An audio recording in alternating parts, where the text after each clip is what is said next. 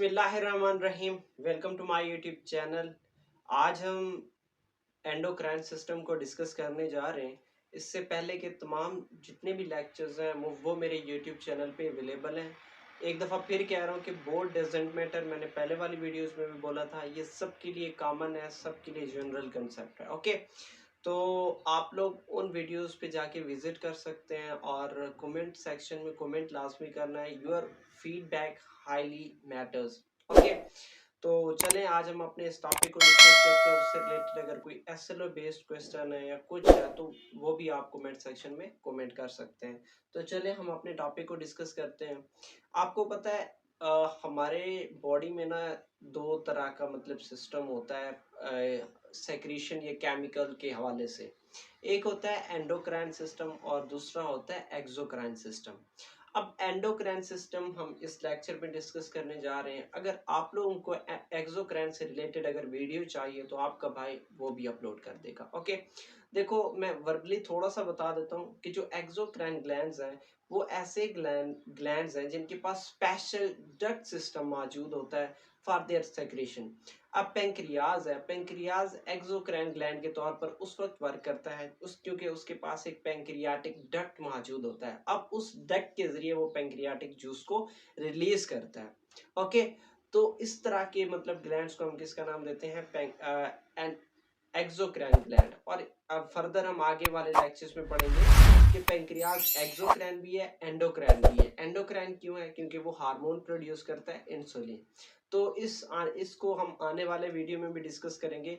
बस इतना याद रखें, एंड एक्सोक्राइन सिस्टम एक ऐसा सिस्टम है जिसमें स्पेशल डक्ट होता है फॉर देयर सेक्रेशन या केमिकल्स। ओके, आज का जो हमारा टॉपिक है जिसमें हम एंडोक्राइन सिस्टम को डिस्कस करेंगे। देखिए, एंडोक्राइन सिस्टम में कोई स्पेशल डक्ट मौजूद नहीं होता, they are the ductless.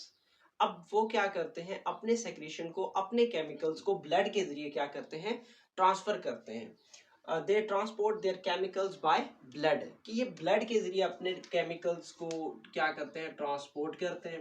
They do not have special duct for their secretion. ये मैंने वीडियो कल बनाई थी, लेकिन इशू ये था कि स्टोरेज कम होने की वजह से जो वीडियो है वो सेव नहीं हुई। तो बहरहाल इसको दोबारा मतलब बना रहे हैं, सब कुछ आपके लिए। ओके, तो देखिए, अब इनका जो सेक्रीशन होता है उस सेक्रीशन को हम नाम देते हैं हार्मोन्स का। किसका नाम देते हैं?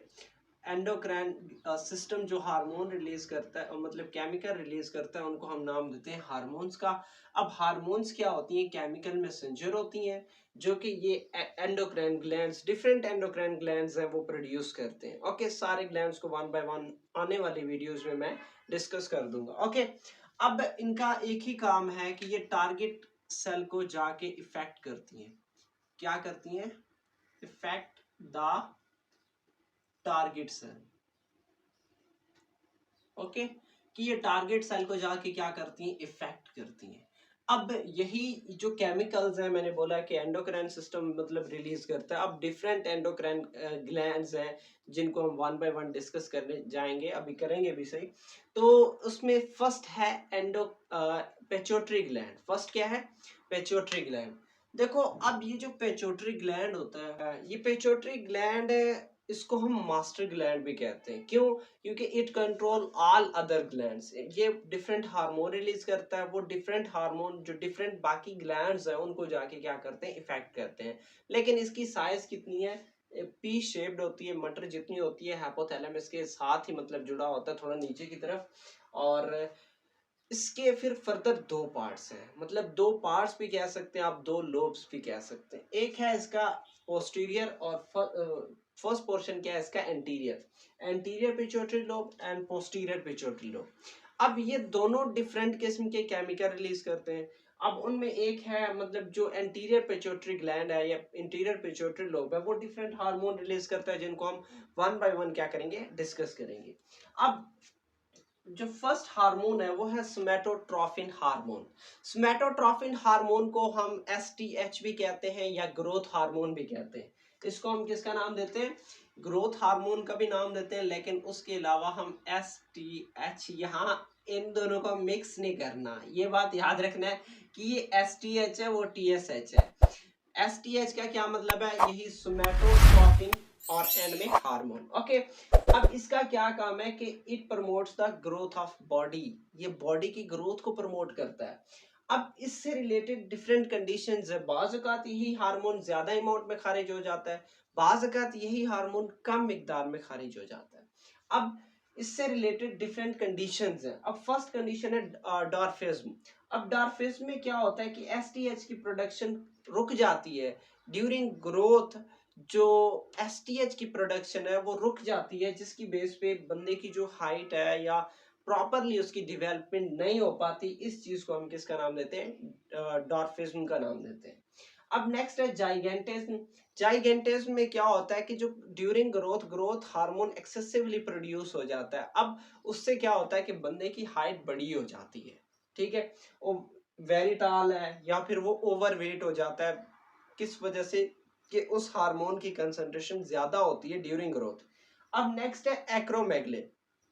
अब एक्रोमेगले वो कंडीशन है जब ग्रोथ हो गई है लेकिन फिर भी वो हार्मोन प्रोड्यूस हो रहा है, ग्रोथ हो गई है लेकिन फिर भी वो हार्मोन प्रोड्यूस हो रहा है। तो इससे क्या होता है कि जो बंदे की लार्ज हैंड हो जाती हैं या ये फीट्स ज्यादा हो जाती हैं, मतलब फिंगर्स जो यहाँ से छोटा फिंगर राइज हो जाता है बाजू का, तो इंटरनल ऑर्गन्स भी इफेक्ट होते हैं, उसके अलावा एक्सट्रीमिटीज ऑर्गन्स भी क्या होती हैं, इससे इफेक्ट होती हैं। ओके, तो ये सोमैटोट्रोफिन है, उससे रिलेटेड थ्री कंडीशन है, कौन सा? डॉर्फिज्म है, उसके अलावा जाइगेंटिज्म है, और थर्ड क्या है? एक्रोमेगले। ओके, अब इससे रिलेटेड मतलब जो pituitary gland second hormone release करता है, फर्स्ट हमने सोमैटोट्रोफिन हार्मोन पढ़ा, सेकंड हम किसको डिस्कस करने जा रहे हैं? टीएसएच। देखो टीएसएच को हम नाम देते हैं थायराइड स्टिमुलेटिंग हार्मोन। मैं इसको इधर ही चले लिख लेता हूं कि थायराइड स्टिमुलेटिंग हार्मोन। अब ये किस पर जाके इफेक्ट करता है? इफेक्ट ऑन थायराइड ग्लैंड, कि ये थायराइड ग्लैंड पर जाके क्या करता है? इफेक्ट करता है। और क्या रिलीज करता है? थायरॉक्सिन हार्मोन रिलीज करता है। अब इस थायरॉक्सिन हार्मोन का क्या काम है? It is responsible for the growth of body, कि ये बॉडी की ग्रोथ के लिए रिस्पॉन्सिबल होता है। अच्छा, मुझे एक चीज याद आया कि नसीर सुमरो पाकिस्तान का one of the tallest man है, अब उसमें ग्रोथ हार्मोन एक्सेसिवली प्रोड्यूस हो गया, तो मुझे आपने कमेंट सेक्शन में बताना है, चले मैं उसके साथ में या साइड पे पिक्चर भी मेंशन कर देता हूँ। आप लोगों ने बताना है कि उसकी जो इतनी ग्रोथ या इतनी जो हाइट है, हाइट भी चले मैं ही बता देता हूँ कि 7 फीट 10 इंच या 9 इंच उसकी क्या है? हाइट है।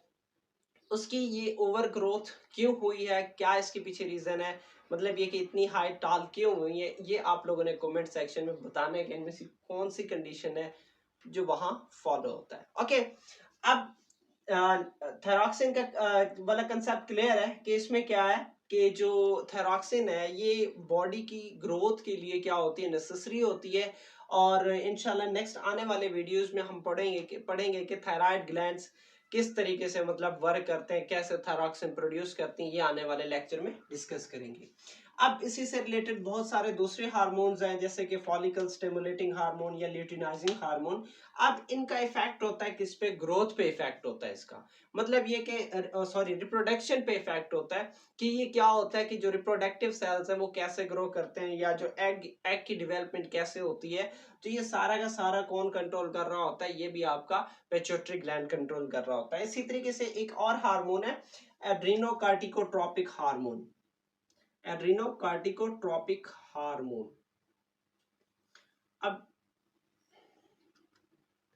अच्छा, आपस दी गालें दा कम लोगों बोल के फंक्शन ए एड्रीनो इन एसीटीएच दा फंक्शन देखा, एसीटीएच दा फंक्शन देखा।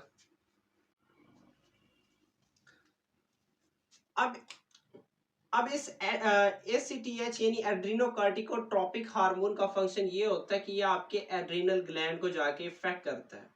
किसको इफेक्ट करता है? जाके एड्रीनल ग्लैंड को जाके इफेक्ट करता है। कौन? ये एड्रीनोकार्टिकोट्रोपिक हार्मोन। अब ये भी क्या है? एक किस्म की मतलब ऐसी हार्मोन है जो एंटीरियर लोब सेक्रेट करता है। कौन कौन से हार्मोन पढ़े आप लोगों ने? सोमैटोट्रोफिन, उसके अलावा क्या सोमेटोट्रोपिन हार्मोन, इसी इसके अलावा थायरॉक्सिन है। थायरॉक्सिन के अलावा आप लोगों ने रिप्रोडक्टिव हार्मोन्स पढ़े जो कि फॉलिकल स्टिमुलेटिंग हार्मोन और ल्यूटिनाइजिंग हार्मोन। उसके अलावा आप लोगों ने पढ़ा ACTH, ये सारे के सारे कौन रिलीज कर रहा है? Interior lobe. इसके अलावा और भी बहुत सारे हार्मोन सेक्रेट करता है जो कि आपके सिलेबस से रिलेटेड नहीं है। अब नेक्स्ट चीज है पोस्टीरियर पिट्यूटरी लोब। अब पोस्टीरियर पिट्यूटरी लोब दो मशहूर तरीन ऐसे मतलब हार्मोन्स हैं जो क्या करता है, ये रिलीज करता है। एक है ऑक्सीटोसिन और दूसरा है वेसोपर्सिन। वेसोपर्सिन, ओके।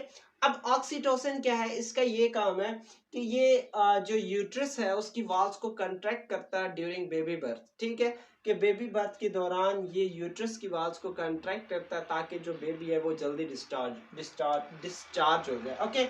अब इसी तरीके से इसका सेकंड फंक्शन ये है कि injection of milk from the breast, ठीक है। कि अब मिल्क की प्रोडक्शन के लिए भी जो ना ये इन्वॉल्व होता है। ये चीज हम आने वाले वीडियो में भी पढ़ेंगे कि ये जो ऑक्सीटोसिन है ये पॉजिटिव फीडबैक मैकेनिज्म शो करता है कि वो किस तरीके से कि more suckling of milk will result and more production of oxytocin. जितनी मतलब सकलिंग होगी उतनी ज्यादा ऑक्सीटोसिन प्रोड्यूस होगी, और जितनी ऑक्सीटोसिन प्रोड्यूस होगी उतनी ज्यादा मिल्क प्रोड्यूस होगी। ये पॉजिटिव फीडबैक मैकेनिज्म हम आने वाले लेक्चर में डिस्कस करेंगे। उसके अलावा एक और इंटरेस्टिंग चीज है, इस ऑक्सीटोसिन को हम नाम दिया जाता है लव हार्मोन का। किसका नाम दिया जाता है? लव हार्मोन का। अब इसके पीछे आप लोगों ने बताना है कि what is the reason behind it. आप लोगों ने सर्च करना है, ठीक है। ऐसा समझे कि ये छोटी सी असाइनमेंट है। सर्च करके आप लोगों ने कमेंट सेक्शन में कमेंट करके लास्ट में बताना है कि why oxytocin is called love hormone, okay.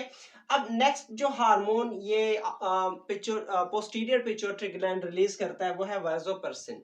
अब इस वासोपर्सिन को हम एंटी ड्यूरेटिक हार्मोन यानी ADH भी कहते हैं।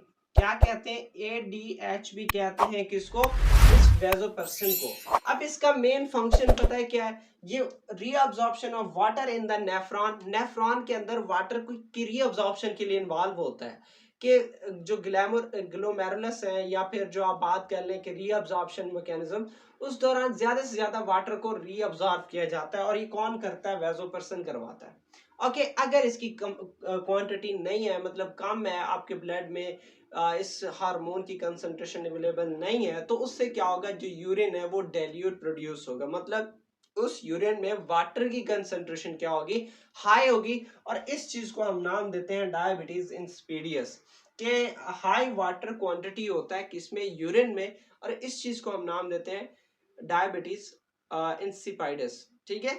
कि व्हाट इज डायबिटीज इंसिपिडस? के जिसमें मतलब ऐसा यूरिन जिसमें वाटर की कंसंट्रेशन क्या हो?